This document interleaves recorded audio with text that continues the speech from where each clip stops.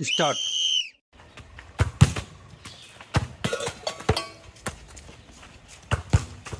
দেখা যাক কে বল লাস্ট অব্দি কে ভাঙতে পারে হাঁড়ি। একজন ভেঙে দিয়েছে, বেলুন ফাটাচ্ছে, বেলুন ফাটানো হয়ে গেল। দেখা যাক সে পারে কিনা। একজন পিছিয়ে রয়েছে, এটা দিয়ে বল পাস করতে হবে ভাই। তাড়াতাড়ি বেলুন ফাটাচ্ছে দ্বিতীয় জন চলে এসেছে, দেখতে পাচ্ছ তোমরা সবাই।